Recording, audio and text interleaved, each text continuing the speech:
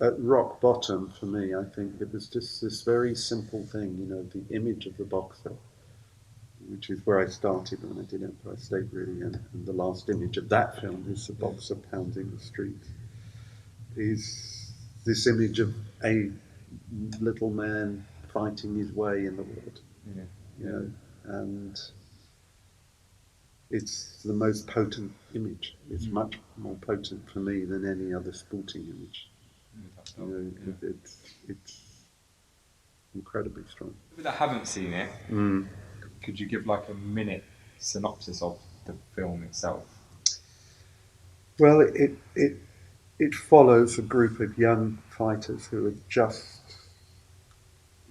turned professional on the first stages of their journey, as it were, to become professional, under the eye of Jimmy Tibbs. So that's the basic framework, and each one of the boxers we follow is very different, it's very individual.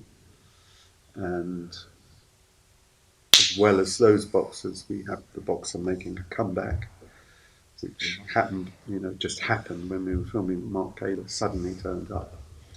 So that was a gift. And then Jimmy Flint was retired. He was retired before we did Empire State, so he's probably 10, 12 years retired when we did Fighters. And he gave a kind of performance in a way. He would already become turned to acting, and he was in the early Craze film. He plays their driver. Quite a substantial role, actually. And he's been in lots of other TV things. So it follows the young boxers. You're getting these other perspectives of the older boxer trying to come back, the boxer who's a bit embittered, who didn't make it, Jimmy Flynn, who's kind of raging in his living room. That's good to know. Then you have this voiceover, which I think is very clear it's the filmmaker.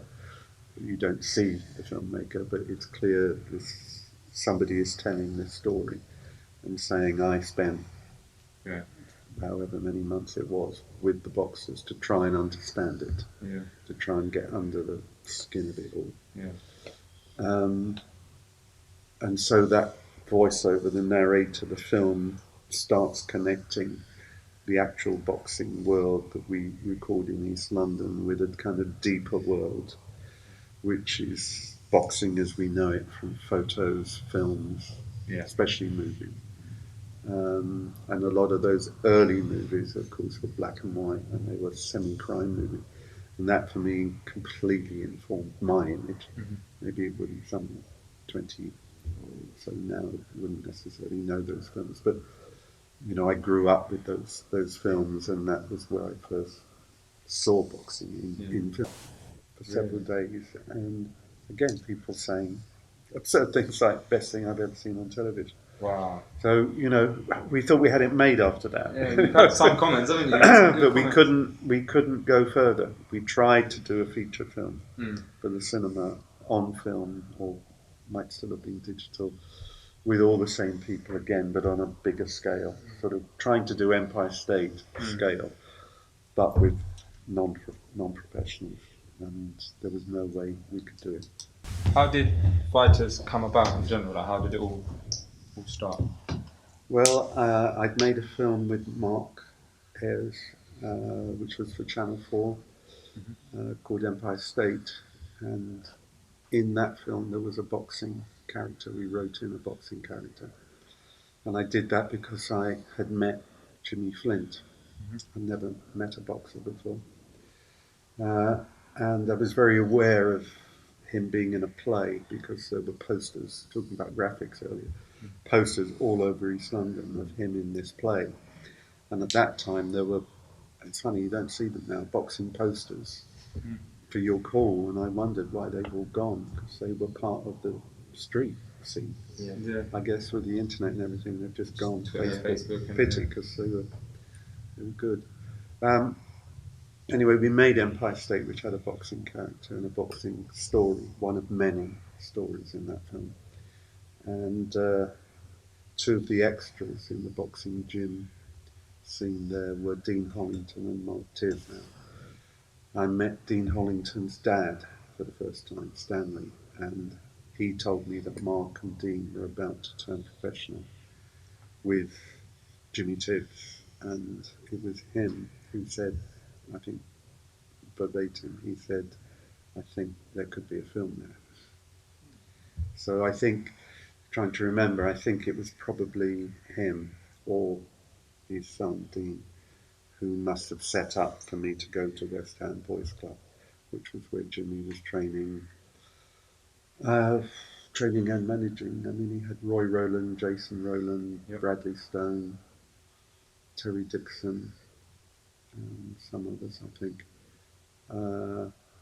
and Mark Kaler when he wanted to come back into fighting. That was where he went. So basically, I had the meeting with Jimmy Tibbs, Really? and it's very strange when I look back at it because two more different people than him or me, I can't imagine. But we just got on really well within 5 minutes. Really? And it was just Chemistry, total yeah. trust. Total trust. We really enjoyed each other's company. I learned a lot from him, and he was just open to me being there. And I think for the first 3 weeks, maybe 2 weeks at West Ham, I didn't take a camera at all. I just went in 3 times a week to meet the other people there, the boxers. Yeah. I wanted to ask you that actually, is that how easy was it? It's great that you had that relationship with Jimmy. How did the actual boxers view you coming into the gym? Because I guess outsiders are sort of looked at suspiciously sometimes. No, I mean, I also knew that it was often the case that, there would be, especially Channel 4 perhaps, a kind of expose documentary, somebody secretly coming in saying they're going to do one thing, but actually going to come back with something else, and it wasn't like that at all. Well, of course, I knew Dean and Mark by then a bit, so that I started with them, Mark Tibbs. They introduced me to people. Bradley Stone, I think probably the first time he met me, I thought, who the hell's he? But, I mean, Bradley was a special case because, I mean, the first actual interview I did for the film was him. And did it in his home, and it was just research. The first tapes recorded I did myself, about 40 hours worth, I suppose, including quite a lot of interviews and behind the scenes, fight nights and things, and the gym, the training. But I always remember Bradley saying at one point when we were making fighters properly with the professional cameraman, we were changing the camera around because we were filming his running through the streets. Yeah. Filming in the streets where he did run, and we were just changing the camera so that instead of looking back at him, we were following him. Yeah. So there was a bit of turning things around, and I always remember him saying that he thought this was the first. He said this is the first time anyone has listened to me. Quite a comment. Yeah. And I think he'd had a really, really tough time as a kid. Yeah, because I think he was living on his own, and even as a young boy there, wasn't he? Yeah. And seems like he was out on his own pretty much. Yes, I mean, you'll see in Real Money, there's a character played by now ex-boxer Steve Roberts, and Steve Roberts is playing the role that Bradley would have played, and it's very much fed by, with information really about Bradley, or what Bradley told us, and what other people told us. The other important thing to say is not just Jimmy Tibbs. I mean, without Jimmy, the film couldn't have happened. Was he that integral to the? Fighters, just because he just Introduced accepted you, me, and then the boxers did, and I think it was often said, and I think Jimmy said it in his book, that after a while they didn't even notice whether I was filming or not.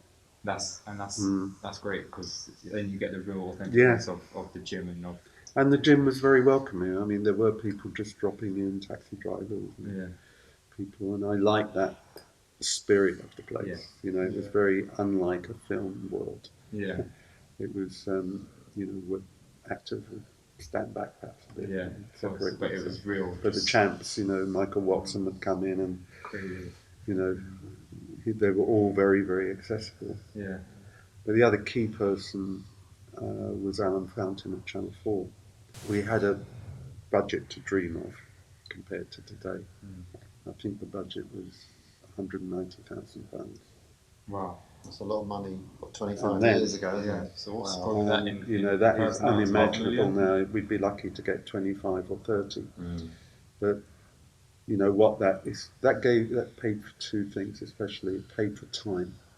Yeah. So about a year was spent on the film.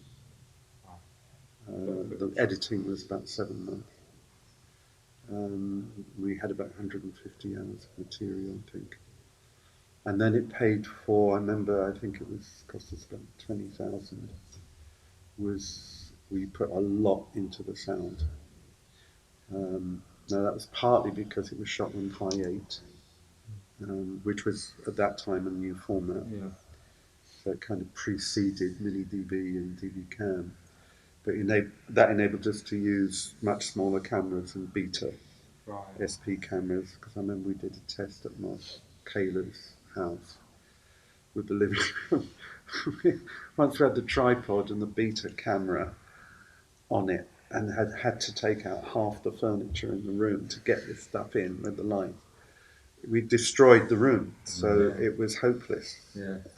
Whereas this camera's a bit like yours, you know, it was very discreet. Yeah. What surprised me was when I was sorting out lots of paperwork and tapes, trying to archive things a bit, I found the original proposal. Really? To the Channel 4? Yeah, and I think I put it onto the website, if I remember. And I was really surprised how much the film resembled what was there right from the beginning. Really? So I don't know, there was a lot about the mythology of the fighter, the figure of the fighter, the emblematic aspect of the fighter, the discipline. So it was like I was attracted by all these myths without knowing really anything about boxing. I was just beginning to know. The journey almost. Yeah.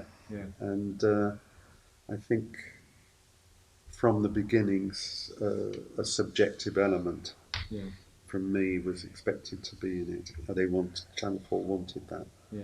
And even the boxers wanted it. Yeah. So although I think voiceover is a bit top heavy now, I think that it was an important element, and it kind of brought a boxing fan into it. Yeah. So it was a spectator's view as well as the boxer's view.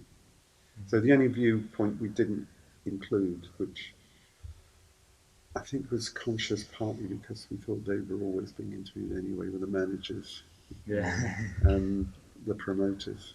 So we didn't interview Terry Lawless or Nicky Duff. We filmed them. Yeah, but there was no formal interview. No, we interviewed most of the trainers at West Ham and the Royal Oak. Yeah. How did the boxers find? Because you know the bit where they're in the room and they're sort of looking at their faces in the mirror and sort of acting, if you want. Mm-hmm. How did they sort of feel about that when you suggested them to do it? Were they up for it, or was it? Yeah, I mean, there was never anything that troubled them or worried about at all. They did it well, didn't they? Yeah, I think they got very used to us. They got to know Mark. We were a very small crew like him, and that was very helpful. Much better than Red's. I think they prefer. I think the boxers tend to prefer that rather than having. Yeah, and I mean Empire State was the complete opposite. You know, the kind of biggest crew I've ever worked with. Really? It was a bit too much. You know, 80 people some days. So when you were in a studio. Yeah. So I much preferred working at a smaller, more ground level. Yeah. Funny enough, there was some scenes that we didn't include in the film in Fighters, which were some reconstructions. Um, when they talked about the rest period immediately after the weigh-in, because the weigh-in then was on the same day as the fight. Yeah. So they'd have the weigh-in and then they would eat. Yeah. And then they would rest. And then they would get taped up and everything. So that rest period was clearly, I felt, not time I could be there. Yeah. I felt that's their time. Something could happen in the fight because you've not let them rest. So we actually hired a hotel room. I think it was Marble Arch instead of Basildon, which is where the fight night of the film was, and we reconstructed it. I think it was Bradley and Dean Wallington and Roy Vernon, I think, all three of them. And they were just brilliant. You couldn't tell the difference. You couldn't tell that this wasn't the real thing. And then we went a bit further with it, because I remember Bradley saying that he liked to go. Well, they all said it. I think they liked to go for a wander. And so we just, something I'd like to put on the website. We just followed Bradley all around this hotel, all around the lounges where music's playing and someone's playing the piano, all the way up to the roof. Wow! And he goes through a fire escape onto the roof, where we went into black and white again, and it was a conscious reference to On the Waterfront. Yeah. And we had some pigeons. Oh, wow. It was like they were unexplained. You know, it was just perhaps somebody would have pigeons on the top here. Yeah. A coop. So we're talking 25 years ago. So when the film was first released, what was the kind of feedback, and how did it go down at the time? Went down really well. Fighters, yeah. I remember watching. It was ridiculously put on incredibly late at night. Why was that? Was it violence, I guess? Or? I can't remember. And it was also very delayed. For some reason, it didn't go out for 10 months after it was made. Oh, really? So we were all getting really a bit edgy about that. Yeah. And as we wanted to do another film with the same people, fiction film, we wondered if people would start doubting if this was ever going to be shown. Yeah. Because of course people kept saying, "When's it coming on?" Yeah. And they'd all seen it because they'd been at the preview. Yeah. And I remember watching it in a pub with a lot of the people. I think it was in the Barking Road. I think it was Mark Tibbs' granddad ran a pub. So it was a wonderful place to be, to see it. And reaction was really, really good. It meant a huge amount to me that Harry Mullen raved over it, because he was editor of Boxing News, and I didn't know him. He just, in fact, it was in the Sunday Times. We bought all the papers to see if there were any reviews. You know, some of them were some substantial ones, but he did a whole 2 pages in the Sunday Times magazine on the film. Wow. And just gave us the quote we couldn't have dreamed for. It was best boxing film ever made. Wow. Wow. Can't do better than that. That's a tagline. I still have the newspaper. Pardon? Do you have that newspaper? Yes, I think I may have. I tell you what, it's scanned, and it is on the website. You take it. Yeah. Yeah, if you can get it off the website. Yeah. If not, Put it in the magazine. I've probably got a scan on the computer that I gave to the website. But no, I mean, it was just fantastic. And then Time Out, which I've never had the best relationship with then, to my amazement, put it down as the best TV programme of the week to watch. Oh, wow. So we were number 1. Yeah. So that hasn't happened since. You must have built really quite close relationships with all of the boxers being Yeah. there for so long. Yeah. And obviously, the paths of the different boxers have gone different ways, and obviously Bradley Stone. How did that sort of hit you when that? Bradley Stone. Yeah.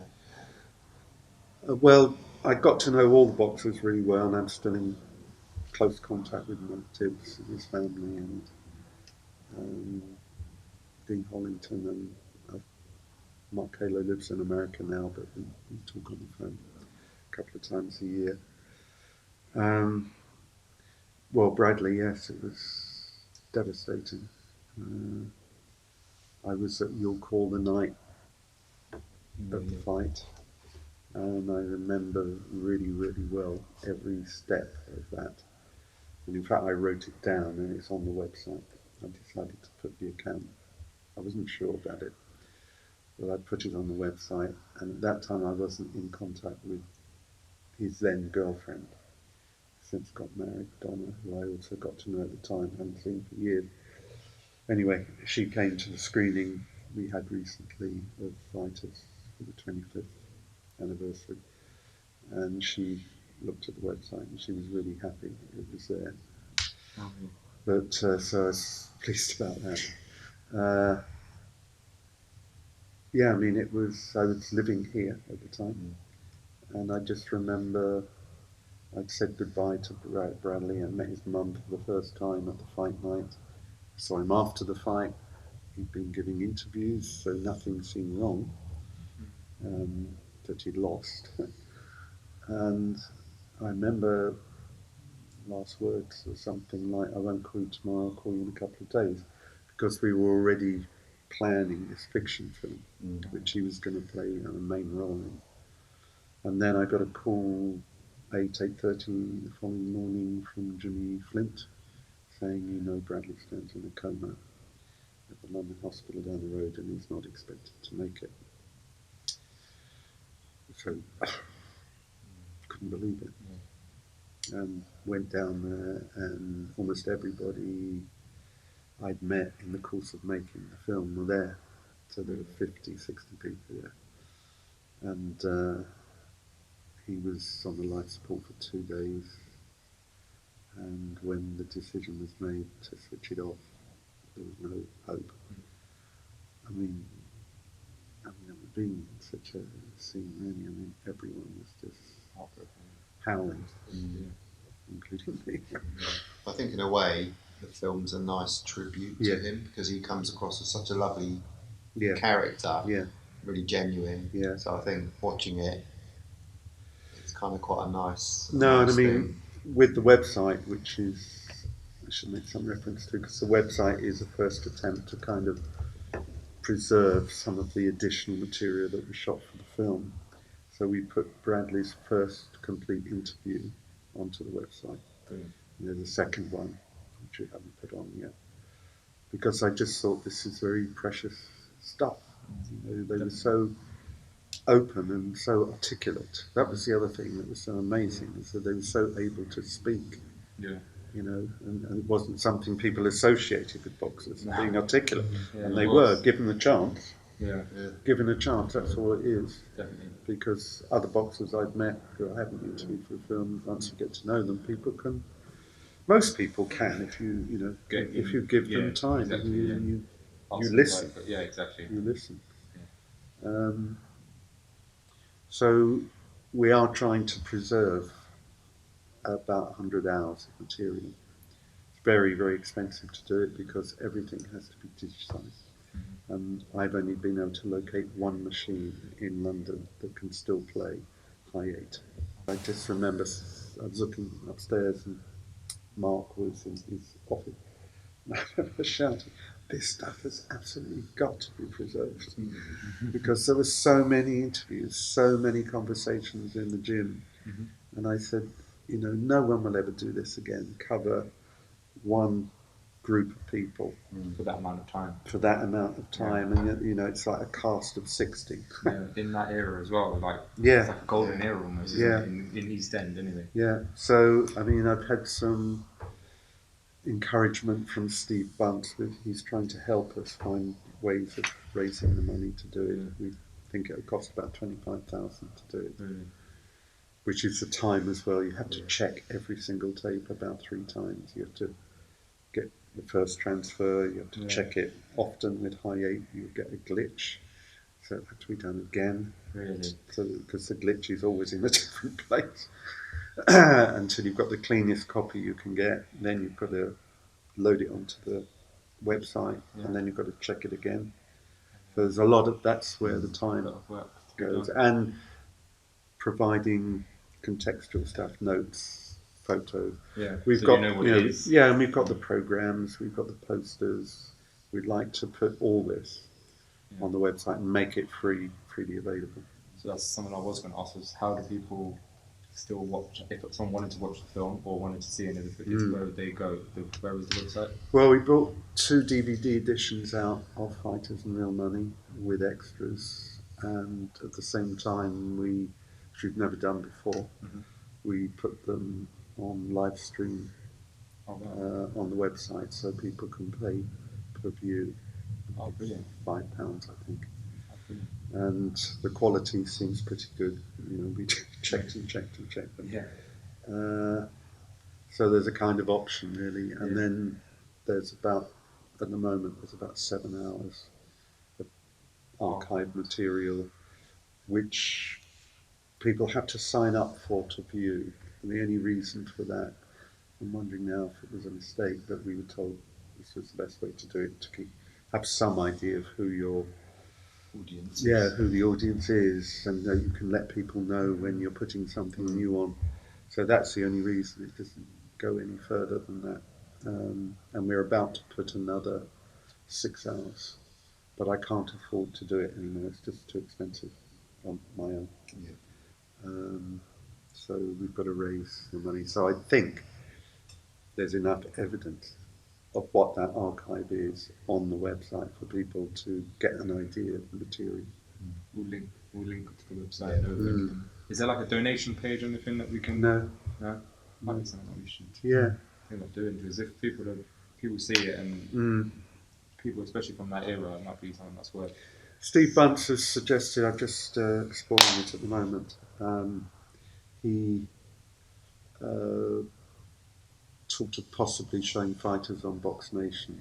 That'd be good. And doing a half hour before it. Yeah. And some time after.